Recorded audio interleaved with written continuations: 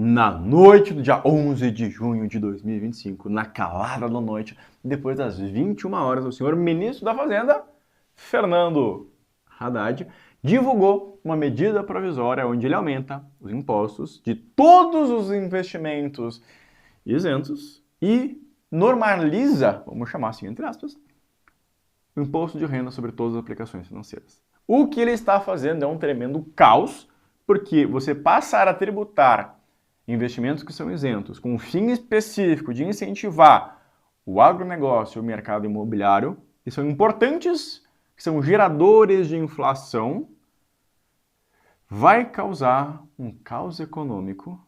E não são os mais ricos que vão pagar.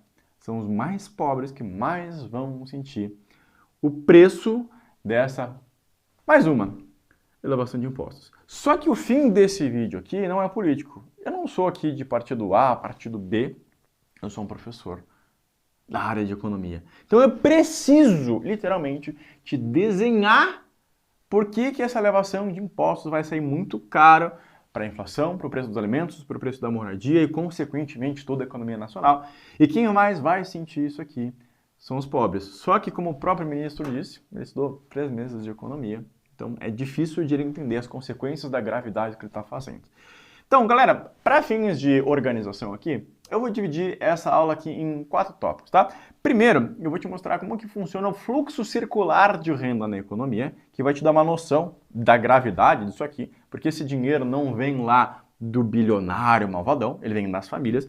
Eu vou te mostrar para que serve uma LCA, te dando um exemplo prático da LCA, porque vai afetar os alimentos, mas o exemplo vai servir também para uma LCI, para qualquer título isento, porque existe um motivo para esse título ser isento. Como funciona na prática o investimento em LCI e LCA, a gente vai fazer contas aqui para entender se é vantajoso ou se não é vantajoso. E por fim, vou mostrar aqui uma conta básica de como que isso aqui vai gerar uma inflação de 10% nos alimentos, vai gerar uma inflação de 10% no preço dos aluguéis. Só que para mim te mostrar aqui como que funciona o fluxo circular de renda, né, que é a base de toda a economia, eu só ficar falando aqui na tela é meio complexo. Por isso, ó, vem comigo para o meu blackboard, meu quadro negro aqui, tá? E aí, vamos entender que a economia, ela é formada basicamente, né, por 2 players principais, 2 participantes principais. Esses participantes principais aqui, né, nós temos as pessoas, que é eu, você, seus familiares, né? Só que no mercado econômico, né, porque isso aqui vem lá da teoria econômica, a gente não chama de pessoas, a gente chama isso aqui de famílias, né? Então a gente vai ter aqui participando das famílias, deixa eu só ver para não escrever em cima da minha cara, mais ou menos aqui. A gente vai ter as opa, vou puxar mais para cá que eu sou canhoto, né? Vamos ter aqui as empresas, né? A gente pode até desenhar aqui o pátio de uma indústria todo bonitão, né? A fábricazinha aqui com a sua chaminé, saindo as fumacinhas, né? E a gente não chama de empresas em economia, a gente chama esses caras aqui de firma. Então, quando você fala, ouve a galera aí falando, porque eu vou para a firma, da firma, não sei o quê, desse termo econômico aqui de firma, né? Vem lá da macroeconomia. Bom, qual que é o papel de cada um, né? As empresas são quem produzem as coisas importantes da economia, né? Vamos produzir essa máquina digital que eu estou falando com você aqui, essa mesa aqui de digitalização que eu uso para escrever como um quadro negro. São as empresas que fazem a internet chegar até você, né? Então, aí para uma empresa funcionar, para que ela possa gerar o seu produto, que ela possa gerar o seu serviço, de acordo com a teoria econômica, ela vai precisar de 3 coisas, né? A gente vai ter aqui 3 requisitos. Esses requisitos são bem comuns, tá? A gente vai precisar aqui de terra. Quando a gente fala de terra, não é necessariamente terra, tá? Quando a gente está falando aqui de terra, são os chamados recursos naturais, tá? Até vou botar um T aqui, que é uma letra meio feinha, né? Letra de professor de medicina, né? Botar pra cá, né? Não tem nada de medicina, até só analogia, tá? Meu lance é economia mesmo, tá? Economia, geopolítica, né? A terra, na verdade, são todos os recursos naturais, tá? Acho que não está em cima da minha cara, né? Bom, além de recursos naturais, vai precisar também de trabalho, né? E quem que entrega esse trabalho aqui? São as famílias, né? Então, o trabalho é basicamente a força de eu, você ir lá, apertarmos o botão, eu estar aqui conversando com você. E o terceiro requisito inicial, essencial aqui, a gente tem também o capital, né? O capital, ele pode ser entendido não necessariamente em dinheiro, né? Óbvio, a gente vai ter o capital lá, que é o dinheiro, money, bufunfa, os pilas. Mas a gente vai ter também, por exemplo, máquinas, a gente vai ter também equipamentos, né? Então, enfim, tudo que é necessário em uma empresa para que ela possa aqui gerar os seus produtos, tá? E eu gosto de desenhar aqui, ó, um grande quadrado para você entender aqui, deixa eu até pegar uma cor, para você entender aqui quem são os participantes, né? Então aqui a gente tem as empresas, aqui a gente tem as famílias. E aí eu te faço uma pergunta. Quem é o dono, quem que é o dono de terras, do trabalho e do capital? A terra pertence às famílias. Ah, é porque está no nome de uma empresa. Cara, mas é uma pessoa que é dono de uma empresa. No fim vai chegar numa pessoa, numa família.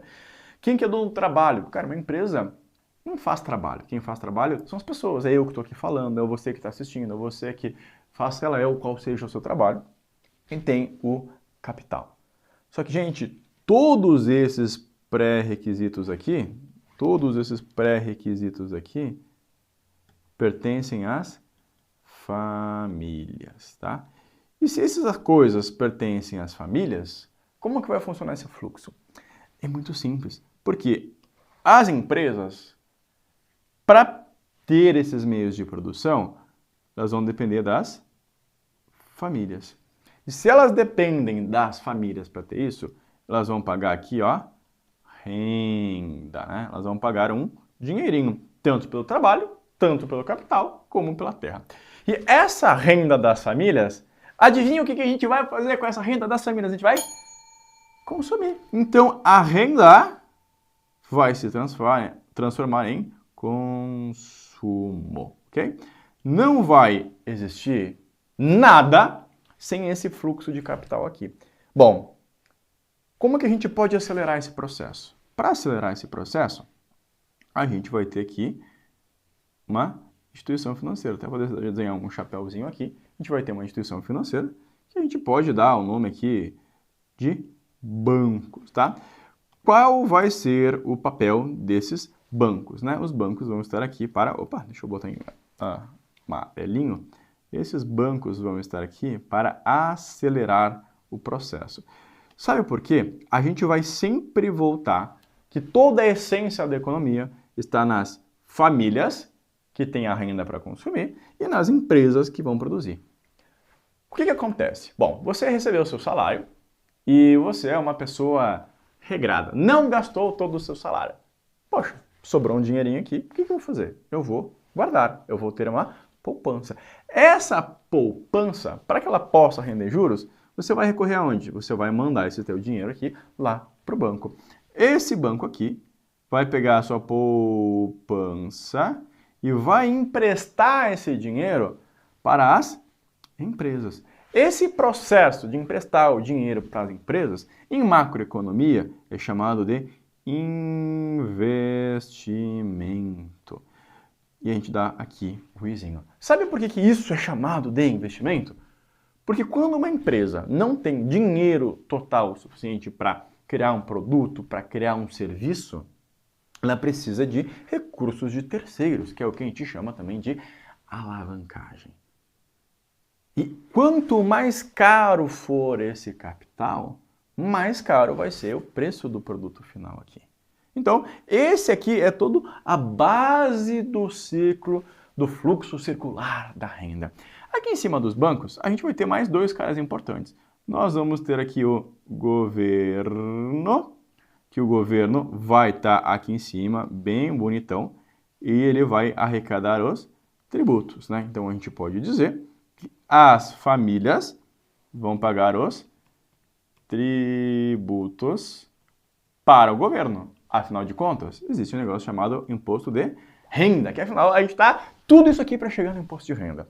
E esse governo também vai fazer o fluxo circular da economia, porque ele vai pegar esse dinheiro do governo aqui e vai mandar para as empresas, né? E essas empresas aqui, a gente vai chamar lá de gastos do governo. E os gastos do governo, que vai ser aqui o G, fazem parte da economia, porque, poxa, você vai mandar o dinheiro para as famílias ou você vai contratar uma empresa para construir uma ponte, vai contratar uma empresa para, sei lá, prestar serviços médicos, vai contratar uma empresa que vai fabricar uma ambulância, enfim, né? Então, todo esse ciclo aqui está interligado. A gente tem mais um participante que vem lá em cima, que é basicamente o globo, que aqui é o resto do mundo, né? O resto do mundo. E aqui, o resto do mundo vai também ser super importante para esse nosso, vai ser super importante para esse nosso fluxo econômico aqui, porque a gente vai ter aqui, ó, as importações, e nós teremos as exportações, né? Teremos importações e exportações. E, gente, olha que interessante. Vou pegar uma cor bem diferentona, vou pegar um verde aqui, né? Percebe que eu fui botando algumas siglinhas aqui, né? Nós temos o consumo, nós temos o investimento, consumos mais investimentos, nós temos aqui os gastos do governo e nós temos mais aqui as exportações menos as importações. Sabe que fórmula é essa? Gente, esta aqui nada mais, nada menos é do que a fórmula do PIB. O Produto Interno Bruto, ou toda a riqueza gerada por um país, é o consumo mais investimentos, mais gasto do governo, mais exportação líquida. Então é assim que o dinheiro gira na economia. Qual que é o ponto de todo esse rolê aqui? Quando você aumenta os tributos, você vai afetar o investimento nas empresas, você vai afetar a poupança das famílias e ainda você vai gerar uma inflação, porque se o custo do dinheiro para a empresa é mais caro, o produto vai ficar mais caro. E quem que vai pagar isso é aqui, a família. Aqui no consumo vai ficar extremamente prejudicado. Bom, agora que você entendeu que uma empresa precisa de dinheiro para se financiar, que esse dinheiro vem da poupança das famílias, a gente pode ir aqui para o nosso segundo tópico desse vídeo aqui, para que serve uma LCA? Para que serve uma letra de crédito do agronegócio? E aqui quando eu falo de letra de crédito do agronegócio, essa medida provisória visa taxar não só a letra de crédito do agronegócio, que eu vou usar como exemplo principal aqui, vai taxar todos os investimentos isentos que existem no Brasil. Kleber, quais são os investimentos isentos que existem no Brasil? São todos aqueles investimentos que têm uma finalidade específica de incentivar a economia. Então a gente vai ter LCA, CRA, a gente vai ter o FI Agro, né? Qual que é o azinho desses caras? LCA, letra de crédito do agronegócio. A gente vai ter CRA, né? Certificado de recebíveis do agronegócio. FI agronegócio, né? Então, vai ter esse lado aqui do agronegócio, porque se o custo do alimento aumentar, vai gerar inflação. Quem mais vai sofrer são as famílias mais pobres. E do outro lado das grandes isenções, nós temos a LCI, letra de crédito imobiliário, o CRI, certificado de recebível imobiliário, a LIG, letra imobiliária garantida. E dentre essas coisas, a gente tem um outro tipo de investimento que se chama debêntures. As debêntures incentivadas são incentivos justamente de áreas importantes para o desenvolvimento nacional. Tem debênture incentivada da Vale, que extrai minérios, que é importante para a economia nacional, que ajuda com que a gente tenha uma balança comercial estável, tenha muitas exportações, entre bastante dólar na nossa economia. Se o dólar disparar, cara, fica muito caro para a gente importar as coisas. O trigo que você come no pãozinho, na massa, no macarrão, é importado, vai disparar. Então tudo na economia está interligado. E quando o governo decide taxar essas coisas, a gente vai ter um movimento de inflação terrível. Tem para mim comigo aqui para a tela de novo? E vamos usar aqui só a título de exemplo, né, uma LCA. E vai acontecer exatamente a mesma coisa com todos, tá? Eu estou usando o LCA aqui só por alimento, vai bater bastante no bolso de todo mundo, né? Então vamos imaginar aqui no exemplo do LCA que tem aqui no Rio Grande do Sul o senhor Loreci, né? O Loreci é um senhor que ele é plantador, né? Ele é plantador, é bom, né? Plantador de arroz. Gente, vocês sabem o que aconteceu no Rio Grande do Sul no ano passado? A gente teve as enchentes do Rio Grande do Sul. Cara, foi um desespero, a gente ficou aqui praticamente um ano sem aeroporto, até hoje tem estradas que não foram reconstruídas, pontes que não foram reconstruídas, mas essa grande enchente aqui acabou com o agro. Então, em 2024/2025, a gente teve a pior safra de arroz da história. E, gente, quando a gente fala aqui do Rio Grande do Sul, mas foi só no Rio Grande do Sul. Gente, o Rio Grande do Sul é responsável por produzir 70%, 80% de todo o arroz do Brasil. Tá? Só para você vir com o exemplo, tá? O que aconteceu? Então, o seu Loreci, quando ele teve aqui a pior safra de arroz, cara, para sobreviver, o que ele teve que fazer? Empréstimos. Esses empréstimos, eles são financiados via letra de crédito do agronegócio. Sabe por quê? Porque o seu Loreci, que está lá na campanha gaúcha, lá no Planalto, plantando arroz, ele vai procurar uma pessoa aqui no meio, que é uma instituição financeira. Essa instituição financeira vai emitir uma LCA, né? Ela vai receber uns juros aqui, ó. O seu Loreci vai pagar juros. A instituição financeira vai ficar com um negócio que a gente chama de spread, que é uma pequena diferença que vai remunerar o risco dela. E esse dinheiro aqui vai lá para o investidor que vai receber os juros. Esse investidor que vai receber os juros, e olha que legal, ele está conectado com a historinha que a gente falou antes. Quem é esse investidor que vai receber os juros? São as famílias. E a gente está falando de letra de crédito do agronegócio. É um investimento que é acessível a qualquer pessoa. A gente não está falando, por exemplo, de uma DPGE, que é um investimento mínimo de 20 milhões de reais. A gente não está falando de um tributar fundo exclusivo. Cara, que também é uma outra coisa sem sentido. Mas vamos focar aqui, ó. Vai afetar quem? As famílias. Vai afetar o pequeno poupador, porque vai ter um imposto a mais nisso aqui, e vai afetar as famílias no lado que elas vão ter que consumir. Por que vai afetar? Porque hoje, esse senhor Loreci aqui, ele consegue pegar um dinheiro emprestado pagando 10% ao ano, e o investidor aqui na ponta vai receber 13,5% ao ano, e a instituição aqui financeira no meio vai ficar com 3,5%. Kleber, é tudo isso que a instituição financeira fica? Não, cara, eu estou dando aqui exemplos para ficar matematicamente mais visível aqui para você, tá bom? Então, é para isso que serve uma LCA. E eu estou dando o exemplo da LCA, mas se a gente for falar de uma LCI, de um CRI, de um CRA, é a mesma lógica. A diferença é que eu estou dando um exemplo claro, com uma situação real aqui, do agro. O mercado imobiliário é a mesma coisa. O mercado imobiliário, se o preço do imóvel aumentar, sabe o que vai acontecer com o seu aluguel? Vai aumentar. Sabe o que vai acontecer com o seu IPTU? Vai aumentar. Sabe o que vai acontecer com a indústria de tintas? O que vai acontecer com a indústria de limpeza que está conectado a isso aqui? Vai aumentar. Ou seja, a inflação vai vir para o teu bolso, tá? Bom, você entendeu? Fluxo circular da economia, fluxo circular da renda. Você entendeu para que serve, como que financia uma LCA, uma LCI financia a atividade econômica. E agora, eu vou te mostrar um exemplo prático aqui, tá? Então, deixa eu me botar aqui um pouco menor na tela, tá?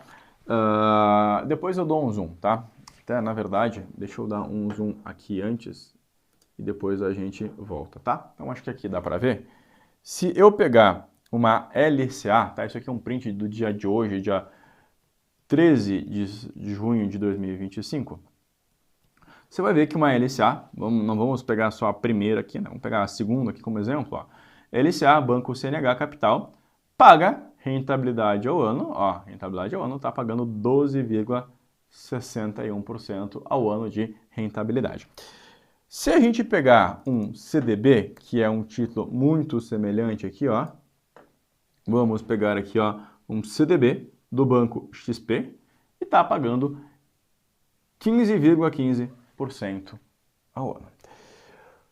Qual que é o ponto disso aqui, tá? Peguei exemplos reais aqui para você ver. Então, a gente tinha aqui, deixa eu voltar com a tela preta, a gente tinha aqui uma LCA, opa, escrevi em preto não dá, né? Uma LCA que pagava para um investidor, pagava 12,61% ao ano. E a gente tem o CDB, que paga para o investidor, estava lá em 15,15%. 15,15% que isso aqui paga para o investidor, tá? Qual que é a diferença desses caras? Neste CDB aqui, existe hoje um imposto de renda. O imposto de renda aqui é de 15%. Aqui, o imposto de renda é zero. Neste momento, isso aqui é isento. Se eu passar a tributar, ou melhor, antes de entender, como é que a gente vai comparar isso aqui, né? Poxa, se um tem imposto de renda zero e o outro é 15, cara, eu preciso equalizar isso aqui para comparar, né? A gente tem uma metodologia, né? Isso a gente chama de gross up no mercado financeiro. A gente vai grossapar, como a galera fala, né? Basicamente, é como se eu estivesse aplicando essa alíquota aqui, eu vou reduzir 15% da rentabilidade. Então, eu vou ter 12,61% dividido por 1 menos 0,15. Isso aqui vai me dar um resultado de 14,83%, tá? O que eu quero dizer com isso? Basicamente, hoje, neste cenário atual, uma LCA, que a gente viu lá, rende 14,83% e o CDB rende 15,15%. Então percebe que o CDB está pagando mais caro do que a LCA. Mas, de 14 para 83 para 15,15, a gente pode dizer que eles estão aqui tecnicamente empatados. Ok? O que vai acontecer se a gente colocar aqui um imposto de 5%? Bom, esse cálculo vai mudar. Então a gente continua tendo 12,61, vai dividir 1 menos 0,10, porque esse imposto aqui era de 15, antes era 0, agora é 5, agora vai ser 10. Então a gente vai chegar a um resultado aqui de que isso vai render 14,01%. Percebe que a gente perdeu aqui 0,82. O que vai acontecer no mercado? Gente, se eu comparar uma LCA, se eu comparar um CDB, né, percebe que a gente tem um empate técnico aqui? Porque daqui a pouco a LCA tem um risco menor, o CDB tem um risco maior, depende da instituição, depende do prazo, tem algumas pequenas variáveis, então a gente pode dizer que está tecnicamente empatados. Agora, se a LCA começa a render 14,01 e o CDB está rendendo 15,15, cara, a gente começa a ter aqui uma diferença muito grande. O que a gente vai ter que fazer? Tá vendo esses 0,82 aqui que foram para os impostos? A gente vai ter que trazer isso aqui, ó, em aumento de juros. Esses juros aqui, a gente vai ter que aumentar. Porque senão o que vai acontecer? Ninguém vai querer investir na LCA se está pagando muito menos do que um outro produto. Então, a partir do momento em que eu preciso elevar o imposto da LCA, eu vou precisar elevar a taxa de juros que esse produto aqui está pagando também, o que vai acontecer? Se o produtor rural, por exemplo, tem 50% da sua safra financiada, Percebe que 50% da safra dele vai custar aqui, né? Se a gente for fazer o cálculo de percentual dos nossos,